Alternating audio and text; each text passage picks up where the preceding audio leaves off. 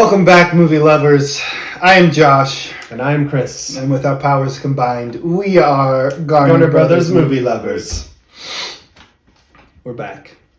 We just got back from Venom. We did. We just saw it, and we haven't told each other anything about our thoughts or anything, so this is going to be fun. Venom, Let There Be Carnage is a sequel to Venom. There's a black one, there's a red one.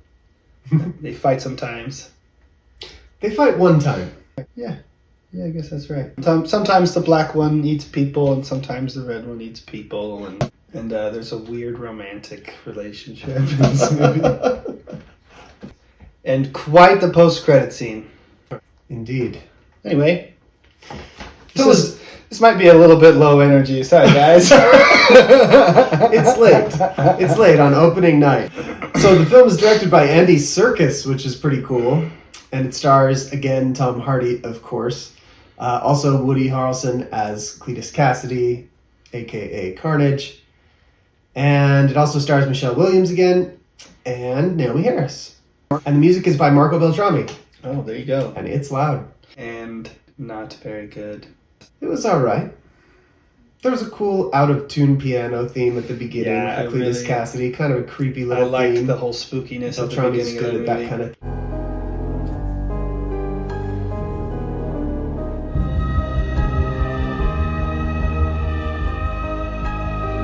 So what did you like about the movie? Well, basically the one thing I liked from the first movie was Eddie Brock and Venom's super weird relationship. And the banter between those two. That's really the best part of the movie. They brought it back in full force for this movie, and it's pretty great. The dialogue between Venom and Eddie Brock is the best part of the movie. What are you doing? I'm putting my hands up. You are making us look bad. No, I am not. That was the best thing about the first film. Really the only good thing about the first film, maybe. Yeah. Hey, can you turn your music down? Whatever. Yeah, sure, man. Thank you. What did you think about Woody Harrelson? Oh, he's good. He's real creepy. Yeah, I think there's a lot of over-the-top acting in this movie. Usually, Woody Harrelson is fine in this movie. Actually, I don't know if he bothers me at all. No, it doesn't not bother me. And the most disgusting and disturbing thing about Cletus Cassidy is his weird haircut. Truly disturbing. It's totally different than it was in the post-credit scene in Venom. Wasn't it all curly? Yeah, and he had like a carrot top wig on in the first one. Yeah. And then in this one, they gave him like 90s bangs from every girl. His hair is a little weird. It's different throughout this movie too, but in the end, yeah, it's real bad looking. So the movie's only 90 minutes long. It is. Very short. And I thought that didn't do it some favors. But there's an interaction between Eddie Brock and Cletus Cassidy at one point that seems to have a big effect on Eddie Brock's life. At least they tell you that it does multiple times, but you don't really see it. And you get the impression that it's totally his fault that he's going to get the death penalty. But for some reason, everybody's blaming him for that. And so I just felt like there was a more fleshed out story here that didn't really make it into the movie. Like I saw it and I heard people talking about it, but I didn't really understand why or how it was all going down that way. Eddie Brock originally made a deal with Cletus Cassidy to come back and interview him more to get his story, but apparently he doesn't do that. And somehow him not doing that results in Cletus Cassidy being like them deciding to put him to death. Like maybe that's if he had at least told what his Cletus story, Cassidy thinks. But at one point, even the cop kind of tells Eddie Brock That's this, true. like it's your fault that he's getting the death penalty or something like that. I didn't buy it. So there was a couple things I didn't buy in that movie, like that the answer to the question everyone had on their minds of where the bodies were just written on the walls of the jail cell that he was in, and the cops didn't figure that out. But Venom figured it out. Another thing, so you said at one point they fight a couple of times, and I pointed out they only fight once. Mm-hmm. I kind of wish they had fought multiple times. Because you're told in that last fight, you know, how scary a red symbiote is. Right? And how much more dangerous it is. And you kind of see that. Like, it does seem like Carnage is more powerful than Venom. But if there had been an earlier fight, and maybe this is too cliche, because they do it in movies all the time, but the hero has some kind of confrontation with the villain and gets totally owned earlier in the movie. So that the rest of the movie you're thinking, holy cow, this villain is really awful. How's he ever going to overcome this? And then at the end, somehow he overcomes it, right? But in this movie, there was only the one confrontation between them. And I felt like there could have been more dramatic tension if there had been. But maybe that's just, you know, a movie trope that they didn't want to use again and again. So they just went with the one big battle at the end, which was fine. I have another problem with the movie. It's loud. If you see this in theaters, it's a very loud movie. And that's by design, because sound is supposed to affect these aliens, right? Venom and Carnage are supposed to be really affected by loud noises. And so I feel like they have all the sounds in this movie super high cranked. And the fact that Carnage's girlfriend's superpower is like a supersonic scream, right? That's always super loud. And every loud noise that affects Venom and Carnage is really, really loud. So if you're going to see it in theaters, you know, maybe bring some earplugs or something, because it's so loud. I was ready for it to be done by the end. It was just so loud. And I sound like a way old man right now. I sound like our dad, who always wears earplugs about how loud theaters are. But this is the first time I've had that problem. Maybe this theater just had it cranked like to 11 or what. I don't know. But one of the worst things about the first movie was that all the action scenes were at night with a black symbiote and another black symbiote. Just kind of looked like... hard to see anything. Yeah, like somebody spilled a bunch of ink on a black piece of paper. It was just hard to tell what was going on. But I don't think I ever felt like I didn't know what was going on in this No, it was all really clear. You really got to kind of see all of it. Whereas in the first movie, you felt like they were hiding all of it. And there was lots of cool moments where there was just... You got to see the symbiotes in their, like, full glory. And it was super creepy. I do wish it'd be really cool if they'd kind of treated this like a horror movie. And they didn't really. I don't know if there's much more to talk about. Probably not. Without spoiling things. Let's rate it. Okay. I looked at the tomato meter earlier today, and it was a 75%, which is a respectable score on the tomato meter. Wow, I do not agree with that. I think this is much lower than that, which hurts me to say because I love Venom, like everyone does. And I love Andy Serkis. And I think this was a bad movie. Wow, going straight to bad. It was bad. You know, I was going to give it a fine, leaning to bad. Like, I thought it was okay. I was ready for it to be done by the end, for sure. So, I can't say I would recommend it. Which is too bad, because I agree. I like Andy Serkis a lot. And I like Tom Hardy a lot. Tom Hardy might be my favorite actor in Hollywood right now. But man, this is just not good. I think it's the banter between Venom and Eddie Brock that redeems the movie for me. That alone, to me, keeps it from being bad, because it's not like there was no redeemable quality to this film for me. I did enjoy that. I was entertained by that. I did laugh throughout a lot of the film because of that. Me too. And so because of that, I'd say fine. Okay. There was some fine there, and I would agree that what you mentioned is good and fine, but I think the bad outweighs the good too much for me to say that. I'm gonna say bad. I think this is my first bad that we've had so far. I think so.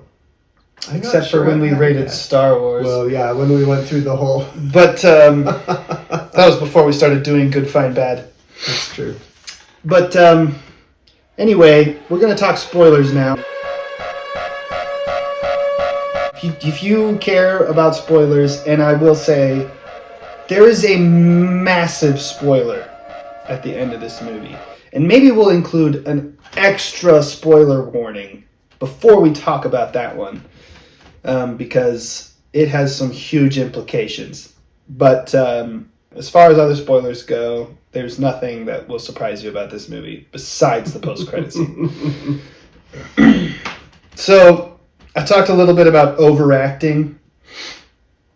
And I do think Woody Harrelson sometimes bothered me with his acting in this. I just felt like he was trying too hard sometimes. And I think that the character Shriek as well had that going on. And there was a lot of one-liners at the end of the movie between the two of them that just made me want to gag a maggot. They were so dumb. And at the very end, there's this horrible serial killer who is in love with apparently another horrible serial killer. And they both really enjoy murdering people together. And then at the very end of the movie, Carnage is like, I'm going to murder this girl. But for some reason, murdering this girl was too far. And she said, that's too far. Don't do it. And I was like, when did you suddenly have this moral, stance on murder? You just killed 10 people. I didn't even know at the time what she was talking about. Like, when she said that, I was like, what exactly is she objecting to right now? Is he too big? Is he too violent? Is he too scary? Is he... I didn't make the connection that she thought it was wrong of him to kill this girl. I didn't even get it. It's dumb. It was dumb. You kind of have to side with the villains to really believe them, and I guess you can't really sympathize with a serial killer. But, I don't know, it just didn't work. I didn't like it. I didn't like any of the bad guys. There was another thing that I kind of wanted to mention that I think I liked. It's not really spoilery, so I probably should have included it earlier, but I'm probably going to be too lazy to move it over. Back. So, but we mentioned a strange, romantic comedy inside of this movie. And there is one between Venom and Eddie Brock. It's a little bit of a bromance going on. It is so funny. This is the weirdest romance any movie has ever had, and there's the moment when he has to apologize to him. And I was like,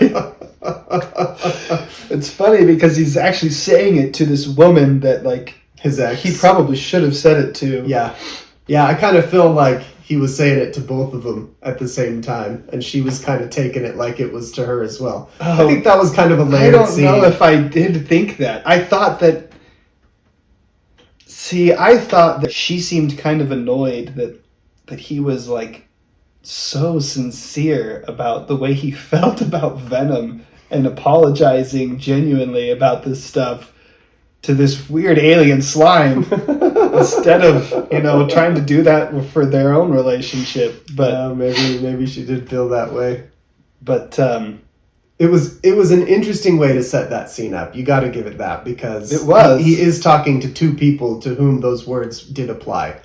Yeah. And so that was kind of interesting. Yeah, and that whole part of it was a really bizarre, fun thing. But super spoiler warning at this point. If you are worried about a big spoiler, go ahead and turn it off now, because we're going to talk post-credits. This is the big one. This is the biggest, actually, this is what everybody's going to be talking about this movie. It's not going to be Carnage. It's going to be the post-credits scene. Venom and Eddie Brock are in some beach resort or something, and there's this weird moment, and it goes from night to day, like that. And clearly, they've Venom just and Eddie are at a beach resort. And they've clearly just changed realities. Like, with the MCU, because then Peter Parker's on the screen, right? Spider-Man's right there on the TV. Tom Holland, Peter Parker on the screen. Yep. And it's the moment that he's being exposed as Spider-Man by J. Jonah Jameson. Mm-hmm. Which is weird because, I mean, the previews for the upcoming Spider-Man movie make it pretty clear that the multiverse is going to crack open because of something Doctor Strange does in the next Spider-Man film.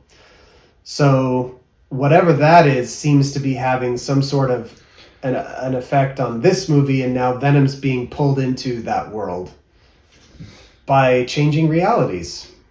Yeah. And I wonder if Venom seemed to know who Peter Parker was. And I wonder if this reality change has given him some memories from a Venom from another universe or something. Because he knew who he was. And he said it. He was like, that face. And he started licking it. And yeah, I didn't know what to make of that. do you think he's going to be in the new Spider-Man movie? Probably. Gosh, I hope not. Spider-Man movies are really good at having too many villains. Oh, I hope not. I think bringing the villains from these other two franchises is already so much to handle. And I'm worried about throwing Venom in with that. I wouldn't be surprised if they didn't include him yet.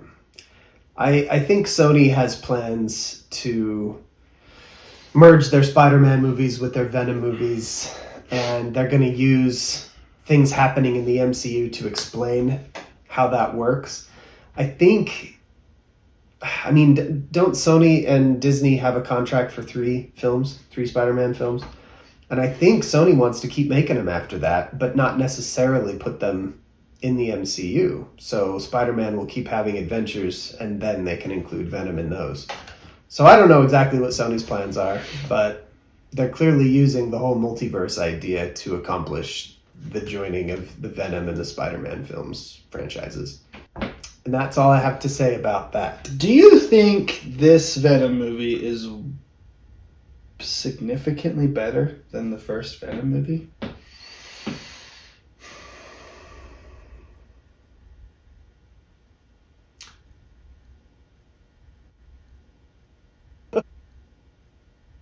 I guess the fact that I can't answer that question definitively makes the answer no. I mean, I wanted to say yes. I wanted to say like there's a more cohesive story or a more believable bad guy, but I don't know that it is significantly better, no.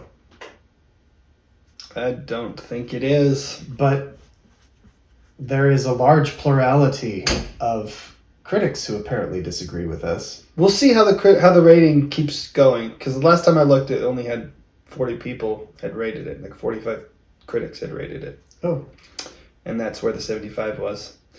But yeah, the original Venom, 30% on the tomato meter.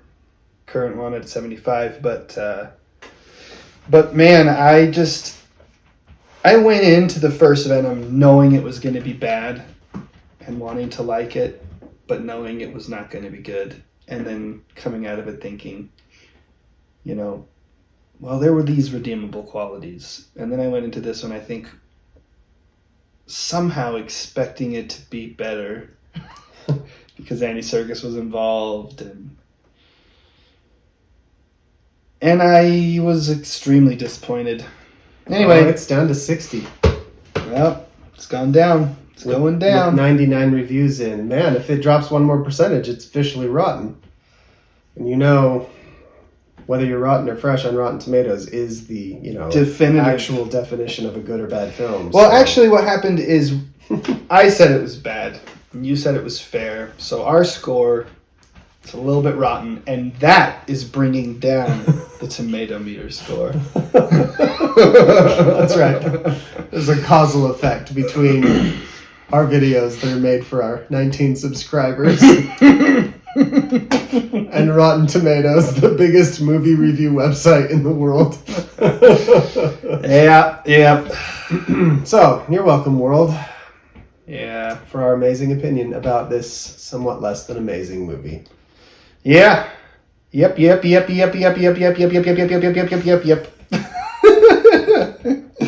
Well, thanks everyone for watching this extremely under-enthusiastic review of a mediocre movie. Like it! Yeah, you should like our low-key video or low-energy video here. Or you can dislike it. That's okay. In fact, no, don't do that. Just like it.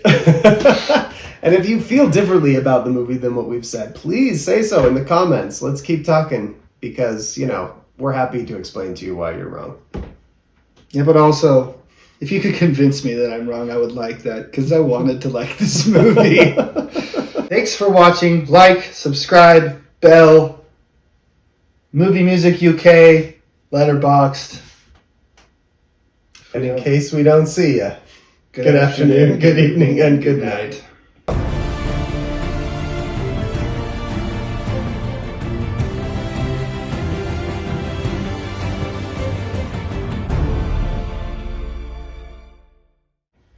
So I looked at the tomato